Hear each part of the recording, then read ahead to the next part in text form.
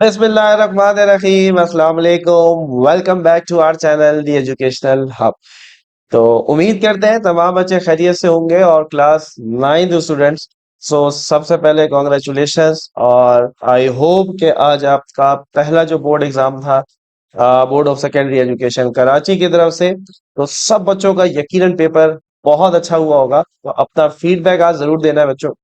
और आज आपके साथ हम आज का जो पेपर था आपका, ये इसके एमसीक्यूज आपके साथ मिलके सॉल्व करने वाले हैं।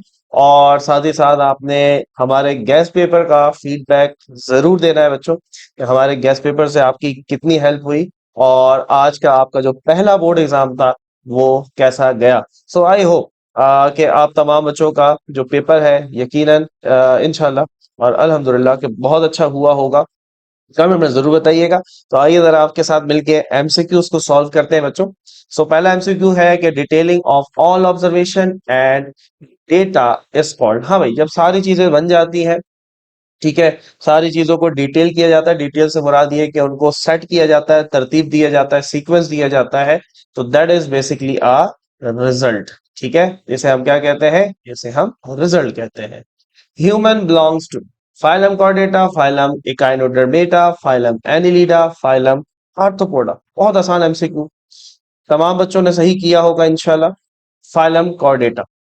Number 3, term chromosome was introduced by Walter Fleming in 1882। आपकी बुक का एमसीक्यू, ठीक है, कोई बाहर से चीज नहीं थी, बहुत आसान एमसीक्यू से बहुत आसान पेपर था।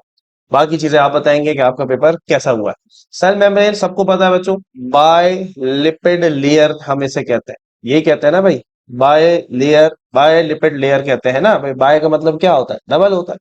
तो सेल मेम्ब्रेन क्या होता है भाई? हमारे पास एक डबल जो है वो लिपिड की लेयर होती है। Very simple, very easy. Stage of mitosis in which chromatid reach to the poles and their movement ceases. हाँ भाई, वो स्टेज माइटोसिस का जिसमें क्रोमोसोम एक दूसरे से टूटकर अलग हो जाते हैं, अपने पोल्स पर पहुंच जाते हैं और उनकी मूवमेंट रुक जाती है। तो जाहिर सी बात है ये आखिरी स्टेप होगा, आखिरी स्टेज होगा प्रोफेज का, एंड दैट इज टीलोफेज। ठीक है, यानी कि माइटोसिस के अंदर जो स्टेप्स हैं, साइटोकाइनेसिस का जो आखिरी वाला स्टेप है उससे पहले, दैट इज टीलोफेज। ठीक है, फिर साइटोकाइनेसिस के अंदर जो साइटोप्लाज्म ही डिवाइड हो जाता है और सेल दो हिस्सों में, दो टुकड़ों में टूट जाता है, यानी कि एक सेल से नए सेल, दो नए सेल बन जाते हैं। Number 6, all are the sources of calcium except. हाँ भाई, कैल्शियम कहाँ मिलेगा? ब्रोकोली में मिलेगा, बहुत ज्यादा होता है। नट्स, ड्राई फ्रूट में बहुत ज्यादा होता है। ग्रीन लीफी वेजिटेबल्स में बहुत होता है। रेड मीट, ठीक है, ये वो चीज है, वो हमारे पास फूड है जिसके अंदर हमें कैल्शियम देखने को नहीं मिलता है। आगे बढ़ते हैं। In human digestive system, trachea and oesophagus both are connected to the stomach और फेरिंग्स, दैट इज फेरिंग्स। देखो इसकी बहुत आसान सी बात है, हो सकता है कुछ बच्चों ने यहाँ स्टमक कर दिया हो। तो बच्चों स्टमक नहीं होगा, उसकी वजह यह है, उसकी वजह यह है कि ट्रैकिया आपके पास, आपके जो नेक रीजन है यहाँ पर खत्म हो जाता है। तो जाहिर सी बात है वो स्टमक तक तो जा ही नहीं सकता, ठीक है, पेट तक नहीं जा सकता। सो राइट आंसर इज फेरिंग्स। 1 gram of fat supplies energy to the body about 9 calorie. ठीक है, न्यूट्रिशन चैप्टर, न्यूट्रिशन के 9 कैलोरीज तकरीबन आपको बच्चों 1 ग्राम जो फैट है उससे मिलती है। फैट बहुत एनर्जी देता है। ठीक है, life duration of erythrocyte RBC red blood cell की, हाँ भाई, लाइफ क्या होती है? तो दैट इज अबाउट 120 डेज, जो कि हमारे ब्लड सेल में सबसे ज्यादा है। In human heart, blood returning from lungs first drain into the बोलो भाई, लेफ्ट एट्रियम। भाई देखो, सबसे पहले गंदा खून कहाँ आता है? राइट एट्रियम में आता है। ठीक है, वहां से लंग्स के पास जाता है, लंग साफ करता है और उसको कहाँ भेजता है?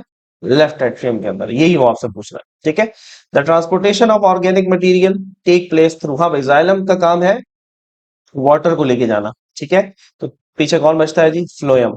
फ्लोएम का काम यह है कि वो आपके पास जो भी ऑर्गेनिक फूड है, यानी कि जो पौधा अपना खाना बना रहा है, उसको कौन ट्रांसपोर्ट करता है? उसको फ्लोएम ट्रांसपोर्ट करता है।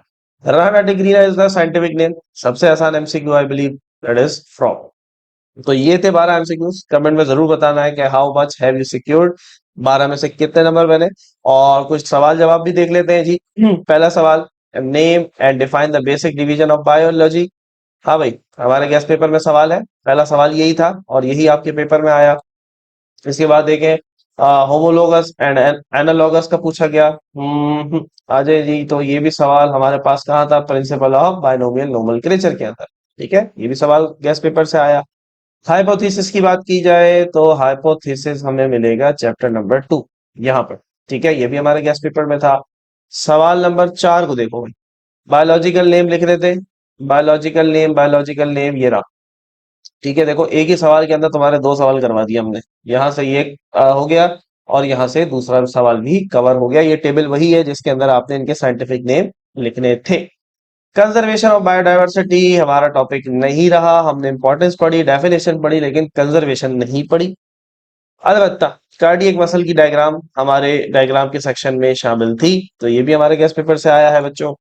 डिफ्यूजन और ऑस्मोसिस की डेफिनेशन भी हमारे गेस्ट पेपर में थी। जी हाँ, ये रहा definition of diffusion and osmosis. ठीक है, फैसिलिटेटेड थोड़ा सा उसी से मिलती जुलती चीज है, जिसके अंदर थोड़ा सा एनर्जी रिक्वायर्ड होती है। Define two ways of cell death in a multicellular organism. हाँ भाई, that is apoptosis and necrosis. ये लो, ये रहा, ये एपोप्टोसिस और नेक्रोसिस का ही सवाल है बच्चों, हमारे गेस्ट पेपर से ही आया है।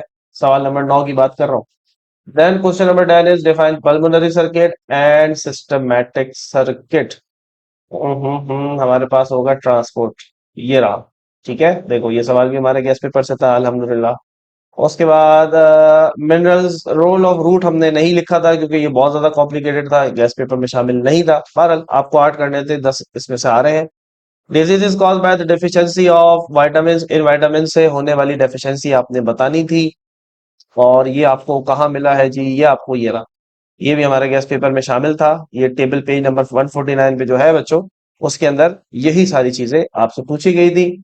लाइट माइक्रोस्कोप ये भी हमारे गेस्ट पेपर में शामिल था, और थ्योरी और लॉ के दरमियान डिफरेंसेस भी चैप्टर नंबर 2 में हमने आपको बताए थे। बताए थे, जी हाँ, ये रहा। ठीक है, तो शुड वी से कि 99% पेपर आपका हमारे गेस्ट पेपर से था बच्चों, और उम्मीद करते हैं कि इंशाल्लाह हर बच्चे का पेपर बहुत अच्छा हुआ होगा। कमेंट में फीडबैक जरूर देना है। और आज पहला पेपर के बाद यकीनन आपका थोड़ा सा जो एक हेजिटेशन थी बोर्ड के एग्जाम के हवाले से, वो भी क्लियर हो गई होगी। लॉन्ग पे आ जाओ भाई, लॉन्ग 4 करने थे और कोई 5 या 6 सवाल ऐसे मुझे नजर आ रहे हैं, 5 जो हमने आपको गेस्ट पेपर में बताए थे। ठीक है, what are plant tissue long में आया हुआ है, तो हमने आपको ये चैप्टर नंबर 4 में बताया था। ये रहा प्लांट टिश्यू। ठीक है, लॉन्ग के अंदर देखो हमारे गेस्ट पेपर से ही आया है बच्चों। उसके बाद माइटोकॉन्ड्रिया की डायग्राम, डायग्राम भी हमने आपको बताई थी आखिर में। ये रही जी माइटोकॉन्ड्रिया की डायग्राम। ठीक है, उसके बाद आ जाओ माइटोसिस या फिर मियोसिस। ठीक है, तो ये दोनों ही हमारे गेस्ट पेपर में शामिल थे, तो आपको जो भी याद था आपने यकीनन उसको अच्छे से परफॉर्म किया होगा। दैट इज माइटोसिस, ये रहा लॉन्ग के लिए। ठीक है, और ये भी मियोसिस, दोनों लॉन्ग में आए हुए थे। जो भी याद किया होगा आपने हमारे गेस्ट पेपर से, आपकी हेल्प हो गई होगी यहाँ। ठीक है, देन बच्चों हमारे पास था लिवर का फंक्शन, हमने गेस्ट पेपर में शामिल किया था, ये दो शामिल नहीं थे, तो उसको छोड़ भी दो। तो स्टिल 1 2 एंड 3, यहाँ पर आ जाओ 4 और 5। ये 5 हमारे गेस्ट पेपर से ही थे बच्चों, जिनमें से 4 आपको करने थे। ठीक है, और चौथा सवाल बच्चों यहाँ से, arteries veins and capillaries, this was also the part of our guess paper. सो बच्चों ये था आज का पेपर जो कि हमने आपके साथ सॉल्व किया। अपने रिव्यू जरूर दीजिएगा, and wish you very good luck for your further exam. तो बहुत सारा ख्याल रखें बच्चों, हमें रखें अपनी दुआ में याद। सी यू, अल्लाह हाफिज।